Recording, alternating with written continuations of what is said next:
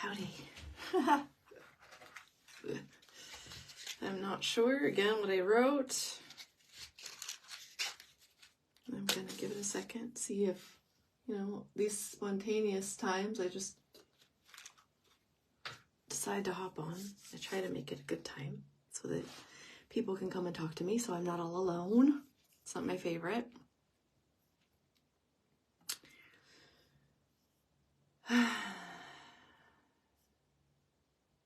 Hi, if you're here, say hello. It always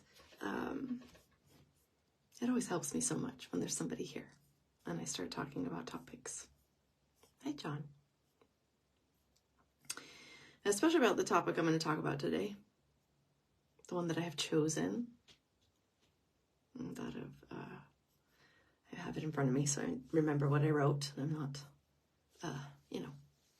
talking about what I didn't write, but I can do that. I do it all the time because I am a non-linear, oral kind of teacher. So I don't have a script. I don't have, I don't really even have an agenda. I have a desire that you walk away from any time spent with me, trusting yourself more than you did before. That's my agenda. And the reason that I chose this topic today is, hi, Monica.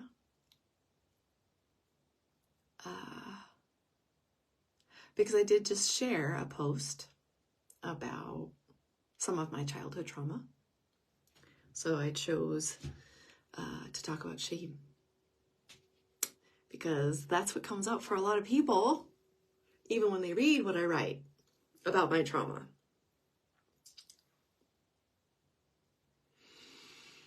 And when I feel that response, like just me sharing my trauma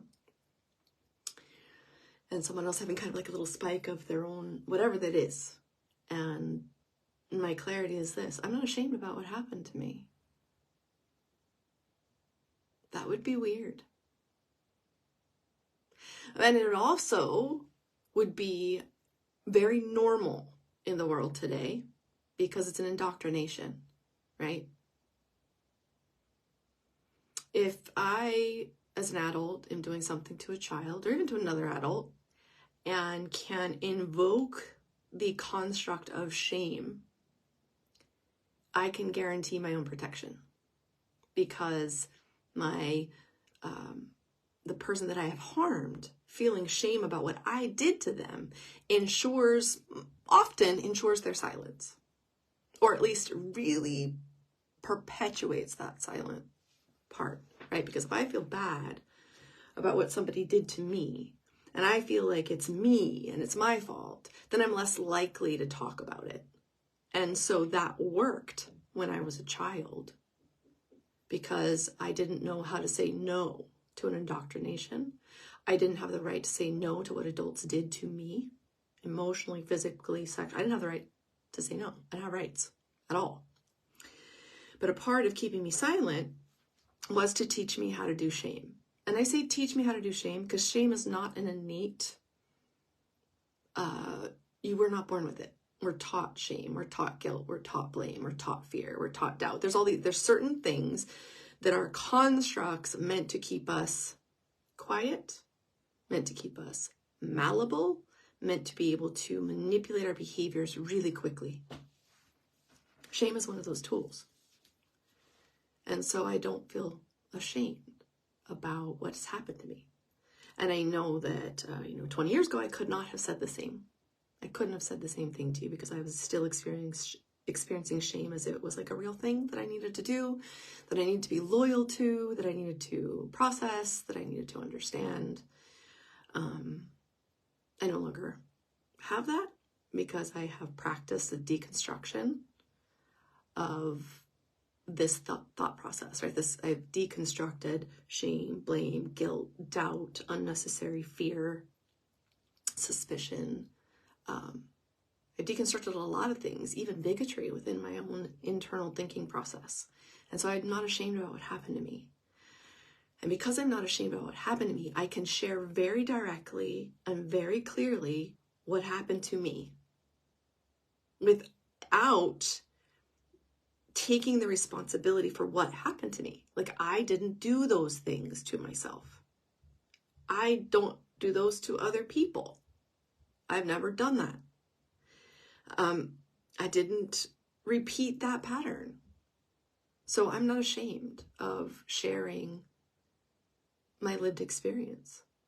And I can't tell you how many times I've shared a piece of my trauma, of my experience, and someone from the past who may have connections with the person who did it, who I don't reveal, but may know the story, will come out and attempt to shame me.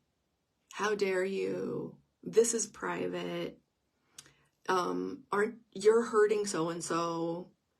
And I always find it really fascinating, when that happens, when those people come forward, and I'm like, really? I see that you didn't actually read what I posted, because what I posted was about me. And what I posted was about my experience. And your response means you don't give a shit about me. Which means as a child, when I knew you weren't safe to tell about this, that you weren't going to help me, I was right. Because as an adult, you're even trying to protect so-and-so by shaming me for what happened to me. Only I'm a human being who has deconstructed that. And I love to say, no one can shame me, not even myself. I cannot be shamed because I refuse to participate in that construct. I have continuously, and when I feel that construct happen, like if it's coming out in a response inside my body, I know exactly what it tastes like. I know exactly what it smells like. I know exactly what it sounds like. I know exactly what it feels like in my body. And I'm a fuck no, not doing this. This goes away. And I have enough practice that I really can just, I'm going to go directly for the thing underneath that I need to know about. I'm not going to participate in my own silencing. I'm not going to participate in the blaming of myself for things I did not do. Ever. I won't do it.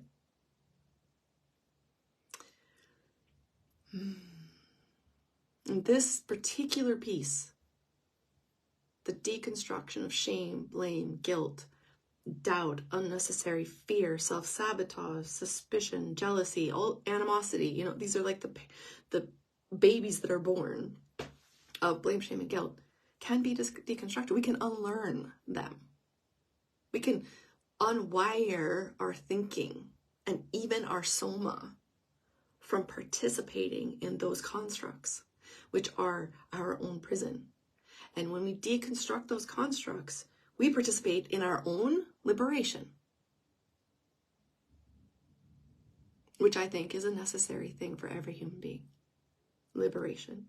And when you become liberated in yourself, you only want that for everybody else. It's inevitable that you want and will always stand on the side of a liberated humanity once you're liberated, once you understand what that means. To truly be free in who you are, right? To not be ashamed of what's happened to you. And also to not be ashamed of anything you've ever done. That doesn't help. If you've done something nasty and mean, if you've hurt somebody else, feeling ashamed is not your friend. It's not going to help you change your behavior. It's not going to change that you did the thing. Feeling the feelings of like, oh shit, I did that. That was wrong. And now I'm going to change my behavior. It's possible. It is absolutely possible to change your behavior without shame. You are able to change your behavior far more quickly, far more efficiently, and far more sustainably when you don't have shame running in your system. I don't know who all is here. If you're here, say hello. There's not many of us, but I'm glad you're here. And in a way, I've come back to doing lives on a regular basis, bi-weekly, for however many times I'm going to do it, because I'm getting ready to do a podcast. And it's hard for me to do that without interaction. I have it's a practice that I'm going to have to learn to be on camera and be recording myself talking about a subject without you guys being there. So it's an edge for me. And at the same time, I truly believe that the things that I'm talking about, like today, are important. They're important for me to say. Let me put it this way. They're important for me to say, for me to express. I don't know how important it's going to be to anybody else to listen. I don't know how interested or interesting these topics are to others. I have no idea. I don't expect it to be like super popular. And at the same time, it was so interesting. So I went today to go look up Spotify podcasting and going live on YouTube, and reading about like what that takes, and like how just how to do it, like the logistics, the technical part of it. Very simple. Very simple. The technical part is very simple. And I'm still going, oh, okay. Facebook has and will probably remain my main medium, and has been since 2011. I have ventured very little onto Instagram. I did do and upload videos in 2017 on YouTube. But this format here is where I'm really comfortable. And I'm just learning also right now, like that, just having a few of you here. And I'm not even sure if you're here. I'm not even sure if what Facebook is telling me is true. And moving through the discomfort I feel of seemingly being alone. In real time with you, like a real human being.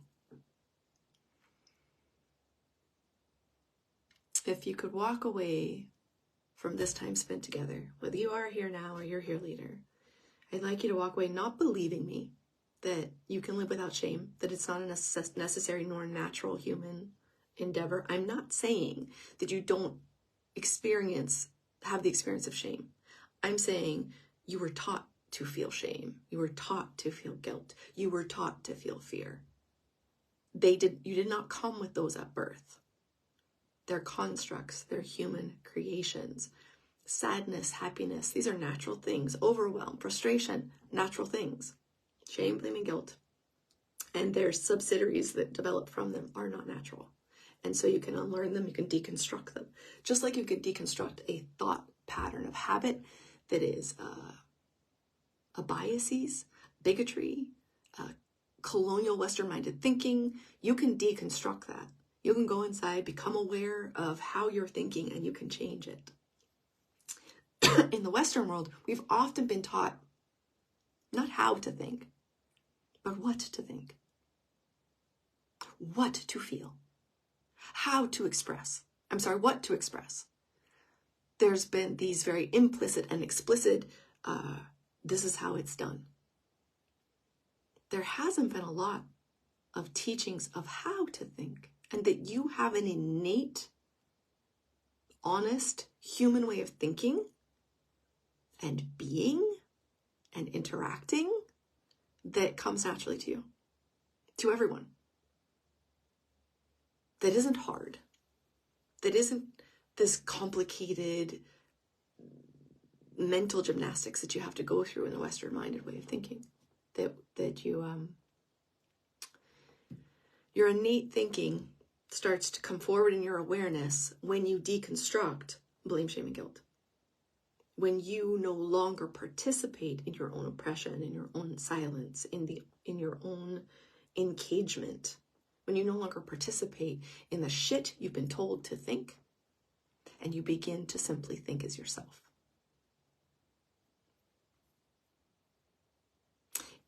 I have a lot of practice. I've been doing this for 20 years. And still, there's like layers and layers and layers that fall off over the years and over my own experiences. So one of those experiences, I had this inner voice.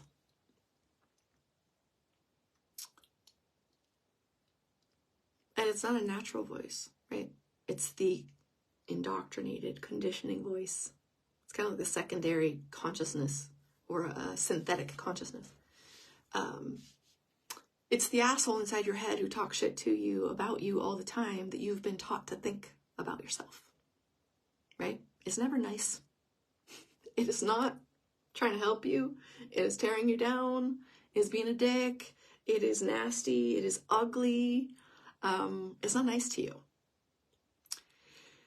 And in the deconstruction process, there's like this awareness process where that a lot of times it can feel like that voice is like so close to you that it is you. You've identified with it. You've been taught to identify with that voice. And in the process of deconstruction, we learn to kind of pop that out. So you begin to recognize, I don't think like that. I don't speak like that. I wouldn't speak like that to anybody. Why am I speaking like that to myself? That's some weird shit. The awareness starts to open, right? So instead of the voice being like right up on your skin, it starts to be, okay, now I can see that is not my natural construct.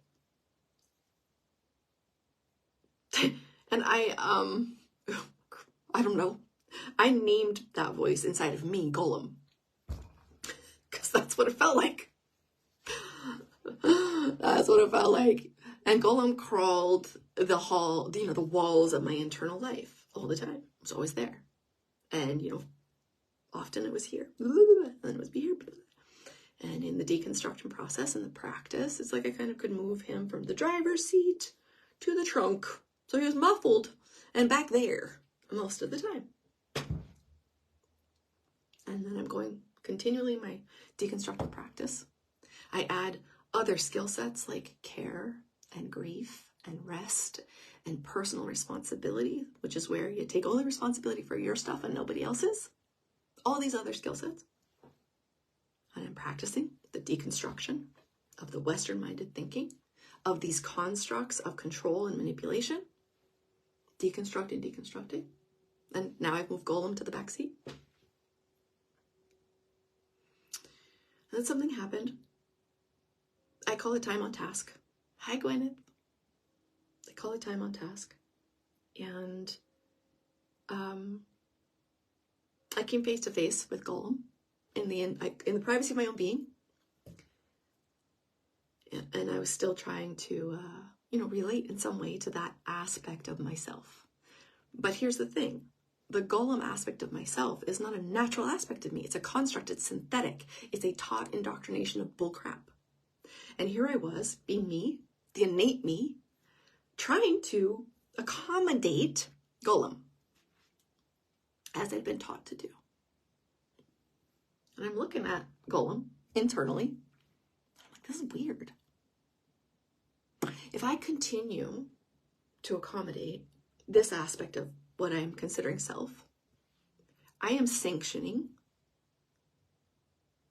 I am participating in an abusive relationship with myself. And this was a big opener in my awareness. So here I am constructing blame, shame, and guilt. Deconstructing blame, shame, and guilt, along with other skill sets. And I find myself at a precipice.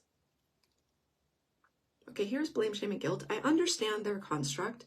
I've been, moving them out of my thinking processes and my soma. I've been doing the practice. And here I am, face to face with Golem, with this blame, this shame, this guilt, this nasty, mean aspect. And I'm looking at it like, if I continue, hi Jenny, to be in this relationship with blame, shame, and guilt, my Golem, then I am actively participating in an abusive relationship with myself.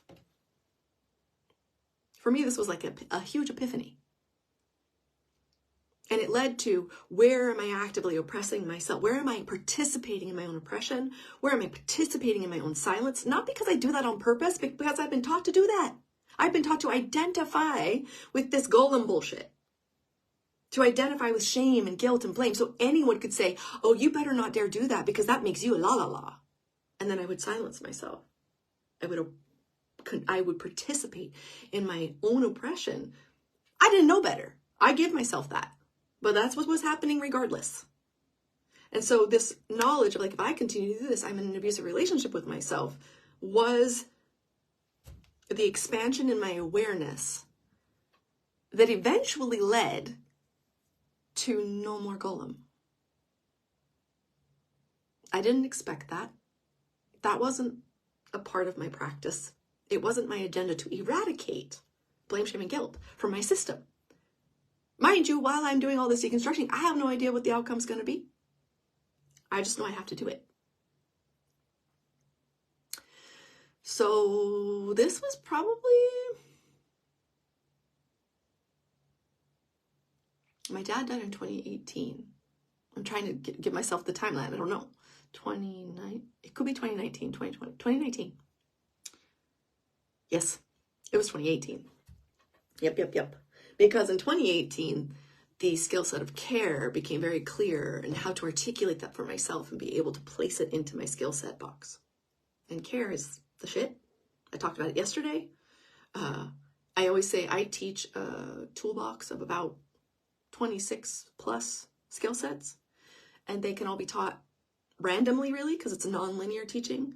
But care is the foundation of them all. And so there was an internal processes that happened. I personify my entire experience internally, all of my tissues and my organs and the aspects of me. They're all characters to me. They're all real, live, and I don't want to say entities. That's, I have a good relationship with my liver and all of that, and they're like friends. I'm in relationship to that.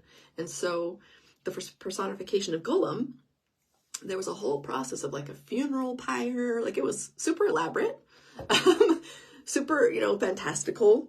And I just kind of watched it happen. Like, it wasn't me doing it. It's just that I had done enough deconstruction of blame, shame, and guilt that it was time for it to exit the building. I didn't know what that meant. I didn't know if Golem was going to come back. Because my experience was, in the deconstruction process, he was here, he was not here, he was here, not here, he was back there, he was quieter, he didn't get as loud, he was less abrasive. That was my experience. But then it left. And I had an embodied experience of what it means to live without shame and blame and guilt and doubt and unnecessary fear. And that embodied experience is now 5 years old, maybe 6 even. And so I never tell people that I expect that to be other people's experience. Like, when I teach people, I'm like, I don't know if you're ever going to live without the experience of shame, but I can tell you that it's possible. I can tell you that it's not necessary. I can tell you there are skill sets you can practice that might be helpful. And I will stand very firmly when I say shame, blame, guilt, doubt, unnecessary fear, suspicion, animosity, all the things that grow out of blame, shame, and guilt and the construct of the manipulation of behavior are not necessary. They're not natural to us. They're not a part of our innate operating system as a human being. All shame serves is to oppress, silence, quickly modify someone else's behavior or our own. I always tell people, if you have a golem, some people have named all kinds of things over the years. Pay attention. Does he ever say anything nice? She? Could be she for you. I don't know. Is it ever truly helpful? Has it ever moved your life in a direction that was life-affirming and life-giving? Ever? Don't believe me. Please don't. I do not think you should believe me or trust me. I offer you the pointers. Like, just go look. You might find a different experience. I don't know. I'm not you. I'm not you. But I do know from my lived experience that the shame that was taught into me with the abuse that happened to me was absolutely to keep me quiet. If I'm ashamed of what the adult did to me or the man did to me, if I'm ashamed of that, then I'm likely to be quiet. Then I am likely to participate in my own silencing. You see how tricky and neat that is? It's a real neat little manipulation tool, right? I do something super fucked up to you. I teach you to feel like it's really nasty and it's your fault in some way, to feel shame. And then I'm pretty much ensuring that you remain silent. So me, as the person who did the shitty thing, the abusive thing, I engage this catch in you that you will protect me at all cost because you will feel ashamed of what I did to you. It's grooming. It's intentional. At least it was in the beginning. It's now centuries old. It's now a pattern of human behavior that we have perpetuated and normalized over the last 5, if not 8,000 years. I've done a lot of research here too. And I geek out on it. But I'll just tell you this. And again, don't believe me. Go look at it. Go check it out for yourself. Find somebody who speaks a native language, a non-colonial language.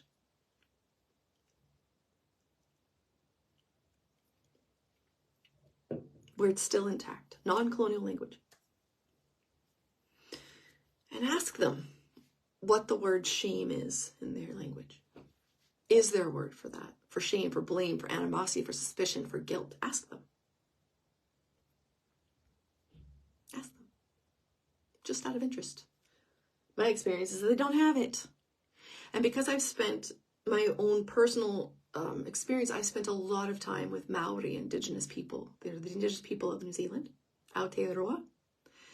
And I had this very sweet relationship with Uncle Paneha. He was now passed over. He died last year. And he was like a linguist, right? And the interesting thing about the Maori language is it's a living language. So when there's an English word that's introduced into the Maori culture, they do not just assimilate the English. Hi, Kristen. They counsel and they come up with a Maori word.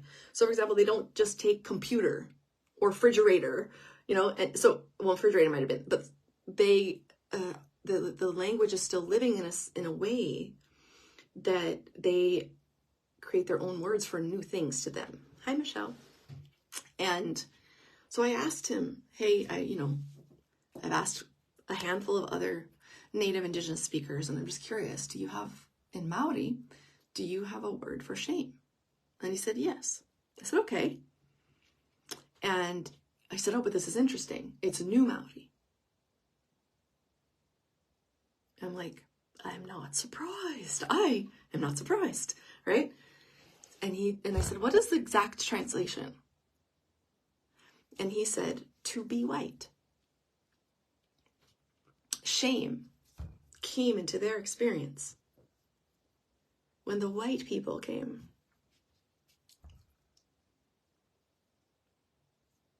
Shame is a construct. It was created as a control tactic to manipulate behaviors. Same as blame, same as guilt, same as this whole idea of, the Western world's idea of justice. That's why it's so corrupt. Because it's not innate. It's not sustainable. It's not life-giving or life-affirming. It doesn't lead us towards, collaboration and cooperation. It leads only towards oppression, corruption, coercion, abuse, and violence.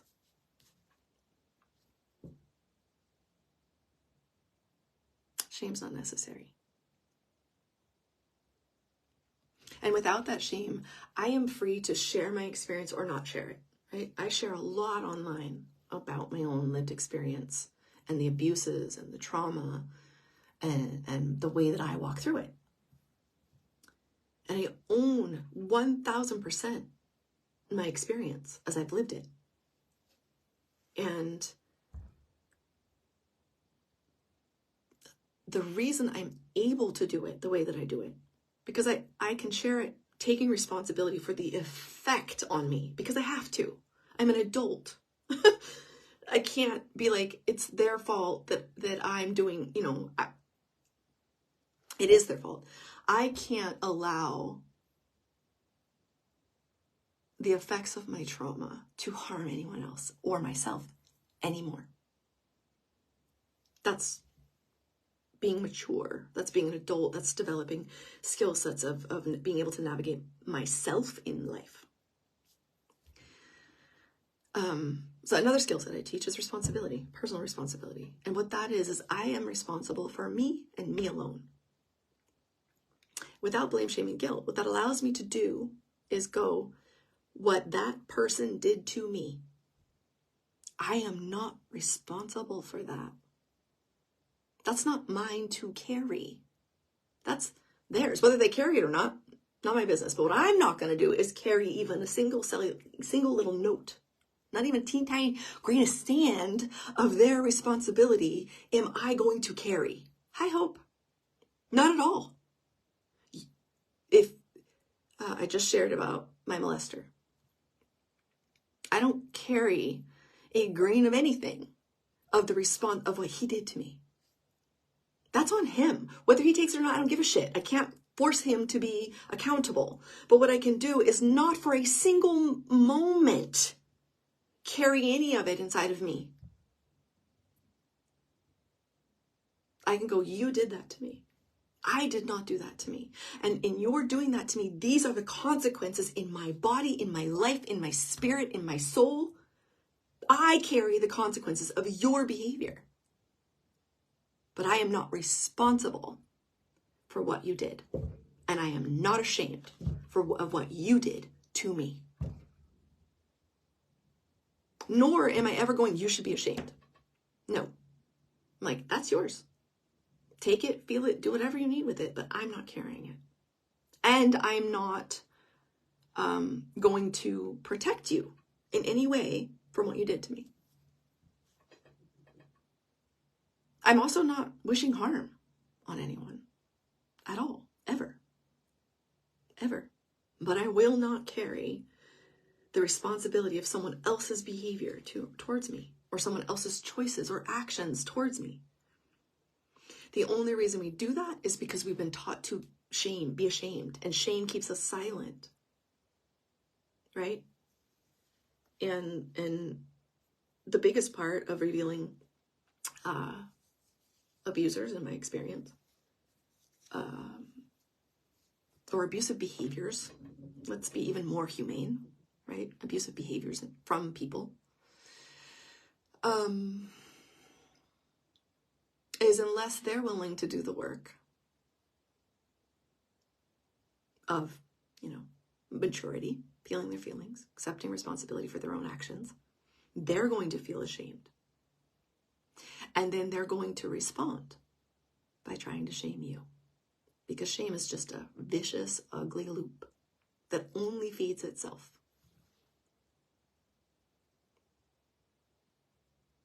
And it seems like there's no way out, but there is.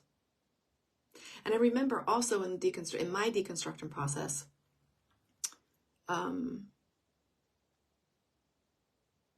there was a moment, on that precipice. Golem has gone. If you wanted that story and you just came on, please go back and listen. And I felt like I was standing on some kind of ginormous precipice. And do you think we can? Well, that's where you get shame from. Shame is familial, it's cultural, it's societal, because it's a colonial-minded construct. So inherited, if we want to use that metaphor, yes. And hope, I think this whole thing that I've been talking about for about 45 minutes, I just want to offer you to go listen to the whole thing. Because I think it's anybody watching this now. This is a very valuable conversation I've been having with myself and with you guys. I really, this is just really good stuff. And I think that listening to the whole thing will help in that. Shame is an indoctrination. It's a conditioning. It is a taught behavior modification tool. It is not natural. It is not natural. No, it's so fine. Please, when you talk to me, Hope, it's amazing. I don't care if you're late. I don't care if you didn't hear it. You do not have to apologize. I'm so glad that you're here. So glad. I'm just saying, offering that out, like there's some really good nuggets in here because I can't remember what I said. Like in the sense that I can't repeat it, but I know there was some good stuff in there. It had nothing to do with you, with your question being wrong or anything, just so you know. So I'm on the precipice. Golem has left. I'm in this, and I remember I call it the privacy of my own being, what we experience in ourselves that no one else will ever know, see, unless we tell them.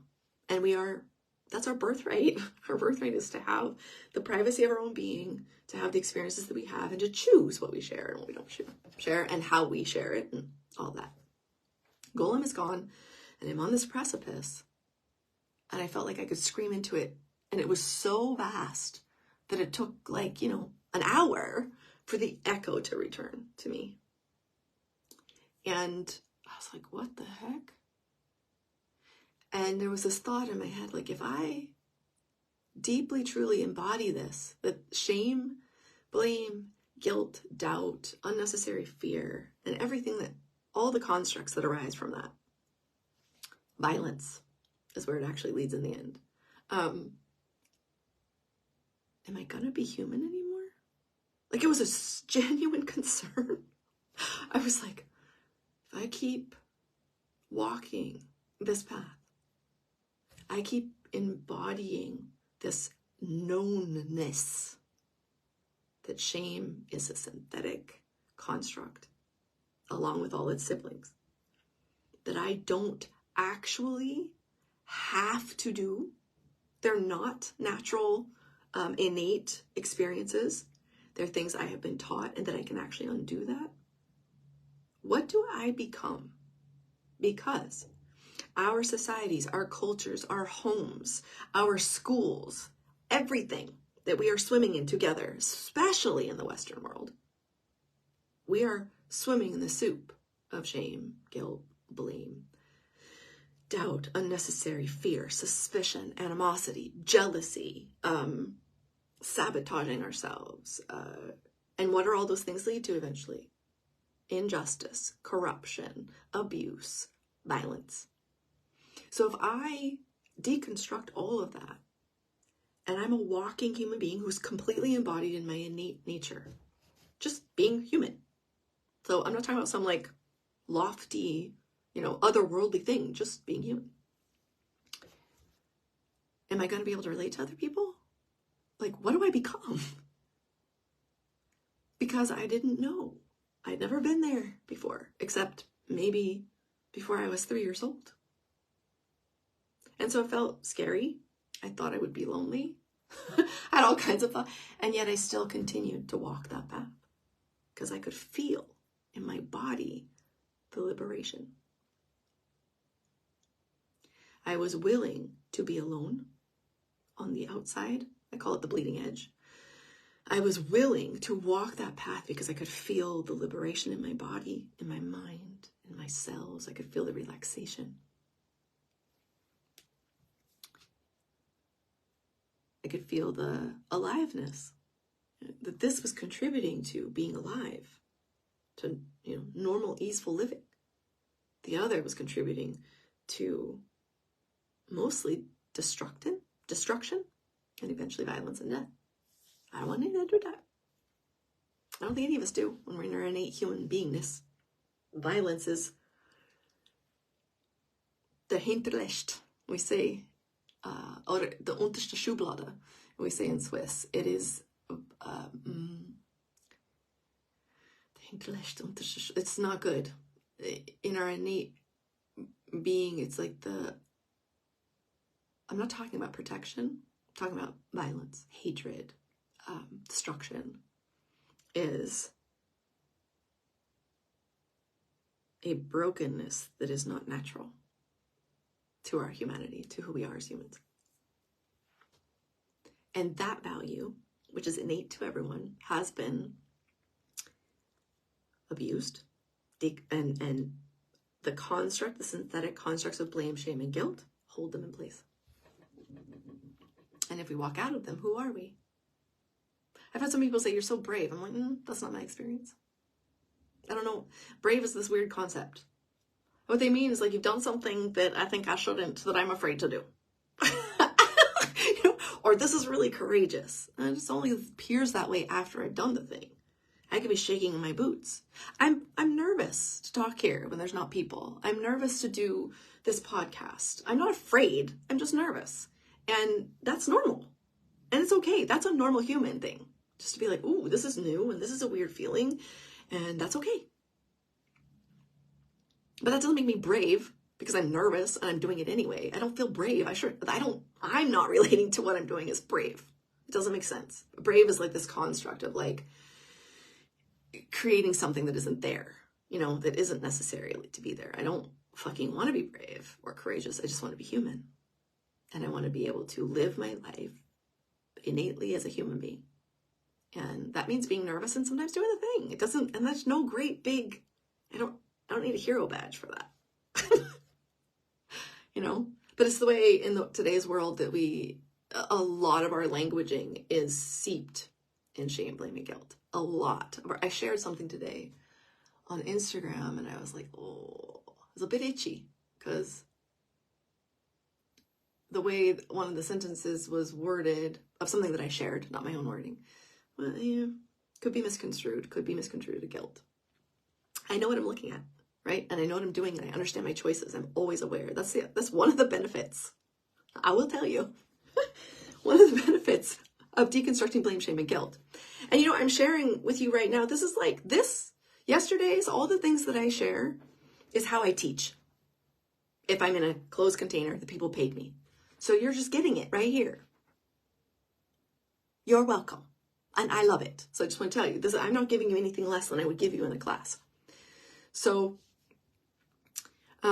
I give a lot more background and a lot more depth, but I'm giving you everything I've got in this moment about this. And I connect all the dots there.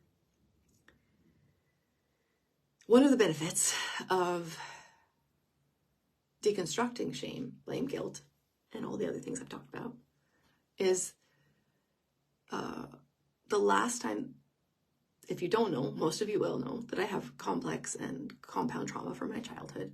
So the last time that I disassociated, I know for a fact, the moment that was the last time, was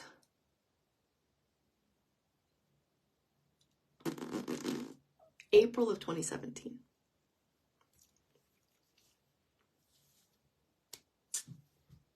And I have been embodied ever since. No matter what comes, no matter what happens, no matter even in a trigger, when I'm in a trigger from my trauma, I'm here, I'm in my body, I am fully and 100% aware. That awareness, to be aware in every moment of our lives, is our innate way of being human. That is what we are. Yes.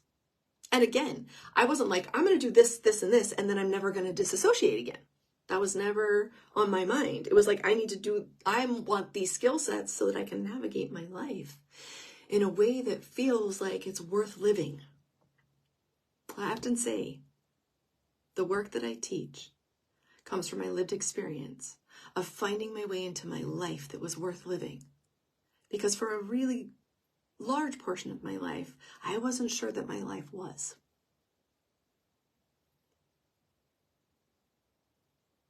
And a life worth living means something different to every single person in the world. Whatever that is, right? That's what I wanted, right? That I could live that way. That with the trauma that I have, because that does not go away, how can I navigate? What things do I need to learn and put into place and practice over time so that I can navigate these things and stay sane while doing it? Not be blown out of my psyche or my body, but actually stay grounded and embodied and aware, and then capable of communicating what's happening to me in a way that I hold my self-responsibility, right? Without, but being able to say, this is what's happening, this is what's going on, while holding it in my own responsibility and not spewing it on anyone else. But that was like years of practice. And what's interesting about the work I facilitate is I now know what the outcome is after years of, putting the different ones together and realizing that there's only one that's massively important, that's necessary for all the rest. There's one. We talked about that yesterday. It's care. It's necessary for all the rest. But deconstructing blame, shame, and guilt, that's a skill set. The skill set of grief, the skill set of personal ownership and responsibility, the skill set of rest, the skill set of listening, the skill set of pausing. All of those can come in any order, really. And they move the whole system, right? So if you're working really strongly on deconstructing blame, shame, and guilt, it's going to affect your grief skill set. It's going to call it into practice, right? It's going to invoke the skill set of personal responsibility. It's going to invoke a skill set of clarity. And it's all moving together. It's not one thing. And yet, even a handful, I teach the clarity of boundary. I don't anymore, but my facilitators do. Those are 6. They're the most prominent skill sets for personal boundaries that could be taught. It's called the clarity of boundaries. Those alone are life-altering and life-changing, and they're a lifetime practice. It's not like you do them for the 3 months or the 3-week intensive, and then boop, you're done. I always say, welcome to the beginning of the work. Because it's a year. I'm not a soundbite. I'm not a quick fix. But I can, with a good level of, I've been doing this for a long time. I've worked with a lot of people. So it generally takes about 5 years from the beginning of practice for things to really start to feel easeful. Feel like, oh yeah, of course. Feel embodied.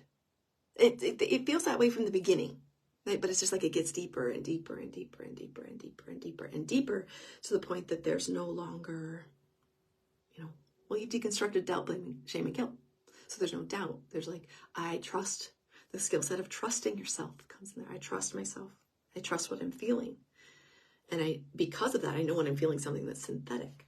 Right? Like I said way back in the beginning of this video, I know what shame tastes like. I know what it feels like in my body, on my mouth. And I'm like, no, thank you. We're not doing that today. But that's after years of practice. So it's like the short-lived experience of embodiment, land deeper and deeper until it's first nature. Yes. Until it becomes the default. So I explain these skill sets like I would explain riding a bike. Right? So you're approaching these differently. Most of us have seen a bike before we ever ride it, right? The skill sets I teach is like I'm putting some new thing in front of you, and you have to like figure out how it operates, right? Like, okay, and you have to learn it. Here's the bolts, here's the tire, and here's the chain, and how this works, and you sit on it, and do you sit on it backwards? Do you sit on it sideways? Do you sit on it frontways? You're learning the anatomy of the skill set. And then there's the practice. Okay, then there's balance involved. There's proprioception involved. There's all these things, right? And so time on task. And like with a bike, over time, you can just get on the bike and ride it. You don't have to think about it. You no longer have to know, you don't have to think these are the pedals, this is the wheel, here's the handlebars. You don't have to think about how to balance or how to propriocept or how to steer because you have time on task. And you can completely forget about the skill set,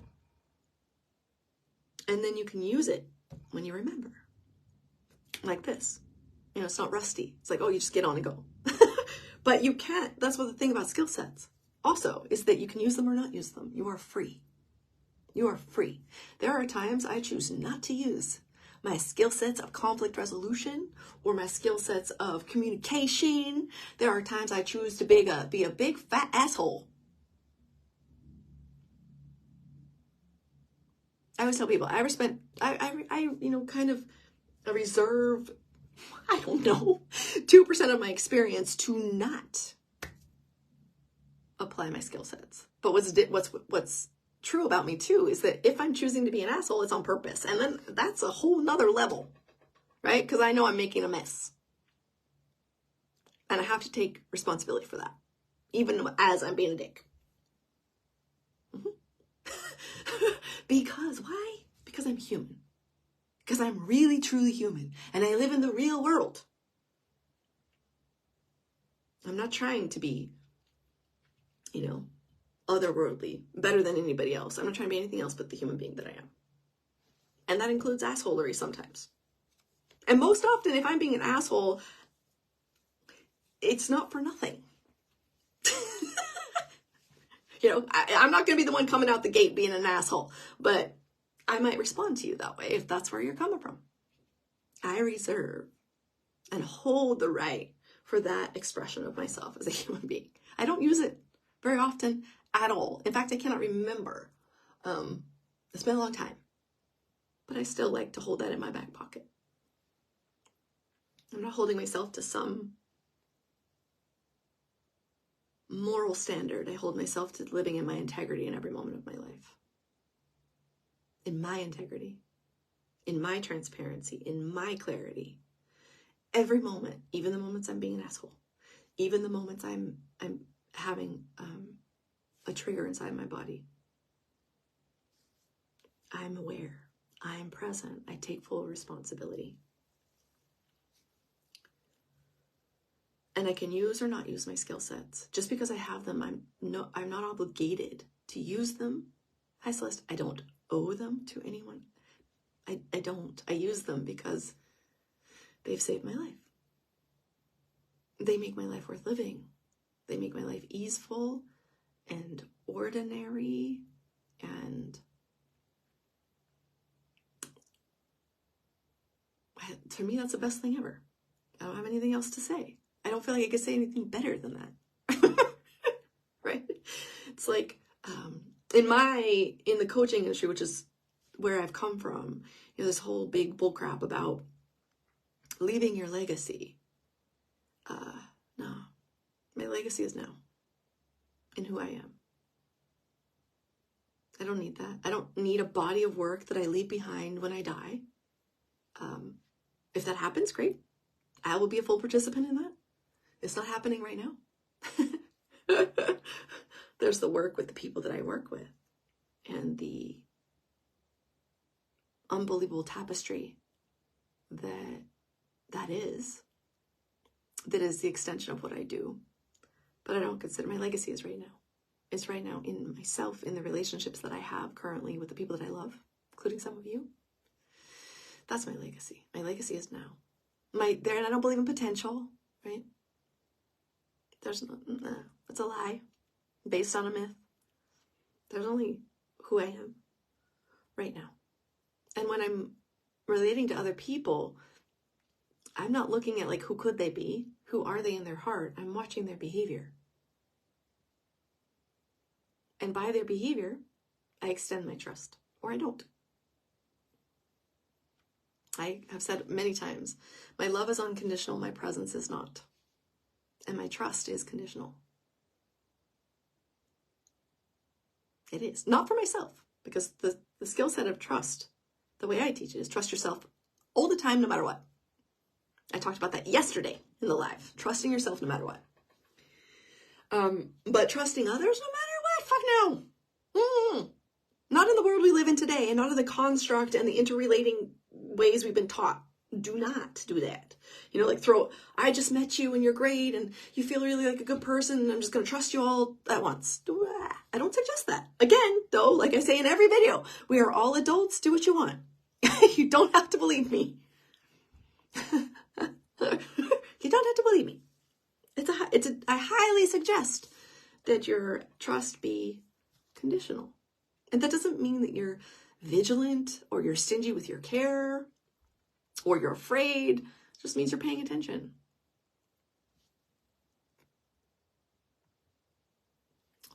Never heard anyone say that about potential before. That gave me goosebumps. Yeah. So often potential had been used to shame me into doing whatever the person is wanting me to do. Exactly. As if somebody else fucking knows.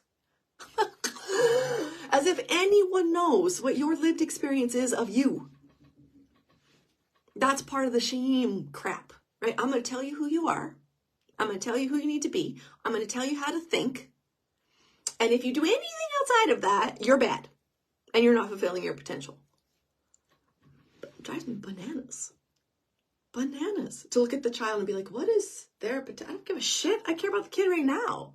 I don't care what they're going to be later. I don't care. I don't care what you're going to be later. How are you right now? What's going on with you right now? What do you need? How can I help? How can I support you right now? Not, I don't know, some when later where I don't fucking know anything about it because it's not here.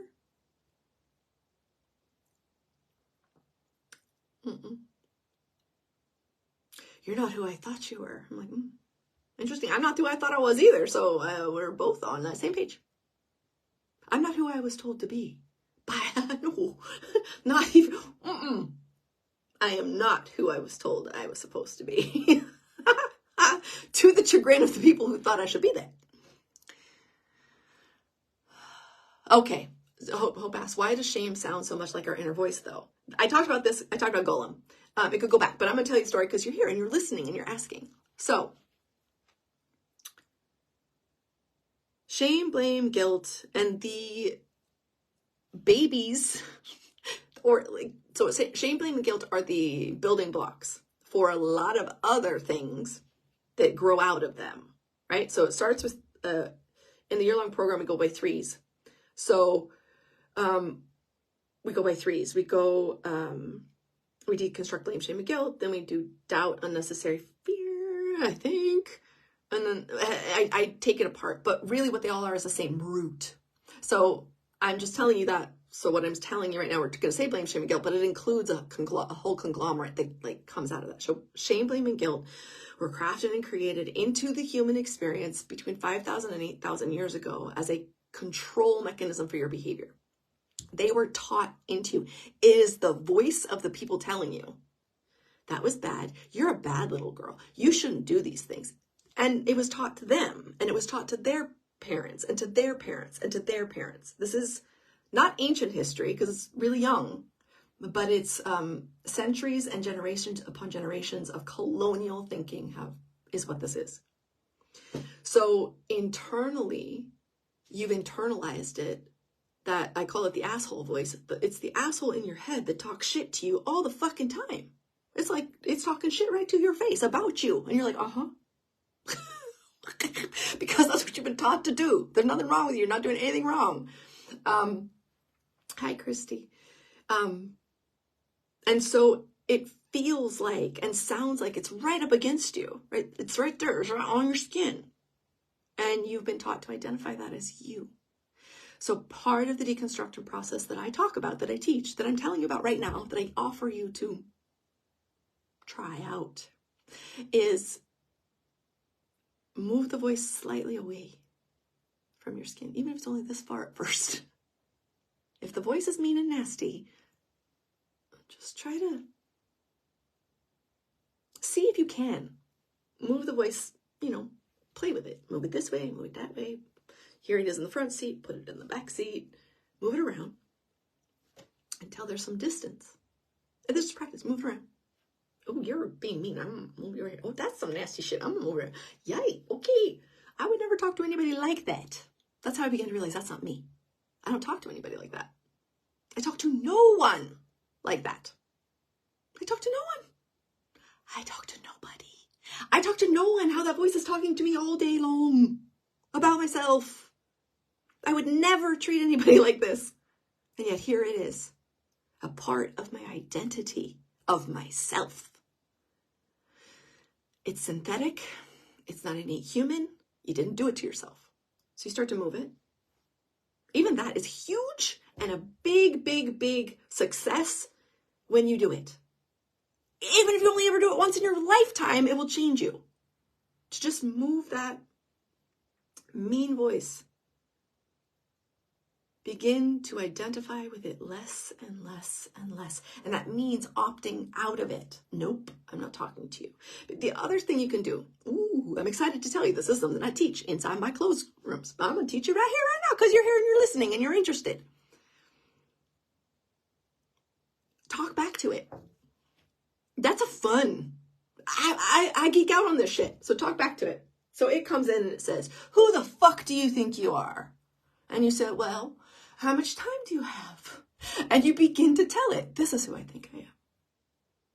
It don't have no comeback. It has very few responses. It's made to talk shit to you about you. It has no other function. It doesn't like sit down and go, oh yeah, let me listen to you. Its only function is to be an asshole to you, to keep you quiet, to silence you, to keep you captured. Hi, Anthony, to make sure you don't tell the world the truth or even tell yourself the truth. That's its only function. So talk back to it. Okay, well, let me tell you. If you feel that and you feel like, oh, fuck, that hurts, tell it, you're hurting me. And watch and just have those experiences of moving that construct away. Where you're no longer saying, hi, Alistair, this is me. Because it isn't. Where you are looking at it going, I know different now. I have new information. And maybe you're not my friend. Because like in the beginning of my deconstruction process, I was like, well, okay, I can see how they're kind of like this really weird kind of reverse cheerleader. You know, if I was doing something and shame showed up, I'm like, I'm doing the right thing. I'm breaking, I'm not doing the thing I'm supposed to do. So I'm doing the right thing. But then that's a fucked up relationship to have with myself. Right? I talk back to it. Byron Katie's, is it true? Can I really know it's true? Nope. Okay. Moving on to what is more true. Yeah. Hi, Thomas. Yeah, as long as you have a good enough distance, right? Is it true can be very, very powerful tool, but it can also loop you into processing that is unnecessary. I just want to place that there. And again, we are all adults here. Make your own choices for yourself. Yeah, that's important. So if blame, shame, and guilt feel like they're you, practice that they're not. Even if you can entertain the idea, like even entertain that I might be, what I'm saying might have validity. That can be helpful.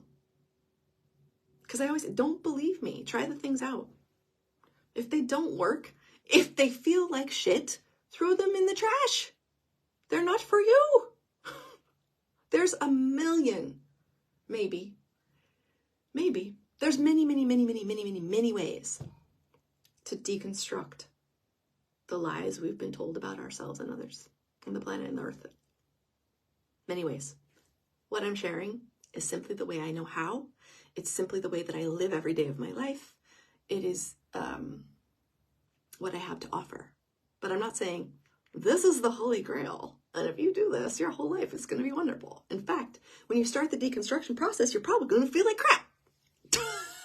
For a little bit, but not forever. Is it true it's sent me into a dysregulated spiral? Exactly, because is it true can be, if you have deep trauma, can feel like gaslighting yourself. Thank you for bringing that hope. That's kind of what I was pointing at. Yeah. What if it's true what the voice says is the energy that meets that voice? Yeah. So instead, you just talk back. And you can even go, who the fuck are you? Who the hell are you to talk to me like this? I understand that as a child, I internalized this voice, and it wasn't my fault that I internalized this voice, and I can break up with the voice. Over time, it takes practice. So just knowing that is a big, big deal, right? This isn't spoken about everywhere. It's definitely a spoken way. I've never heard it spoken about the way I speak about, but I don't listen to anybody else. So I'll be honest there. Everything I speak about, I'm telling you it sounds like I'm so confident and certain because I live it. Not because I think it's more important than your own experience. I do not. Your experience trumps everything. Your own lived experience, that's the experience you have to trust. And if you think you can't trust yourself, it's because you've been indoctrinated to believe that you can't trust yourself and that you should outsource your trust to others. And that's a bunch of bullshit. Untrue. You can live a very normal, ordinary, easeful life without outsourcing trust. That's true. I think I've been talking for an hour. I could talk for 5 more. And I highly recommend that if you came late and this topic interests you, that you listen to the whole thing, if that's where you want to spend your time. Yeah. I'm going to go make some dinner.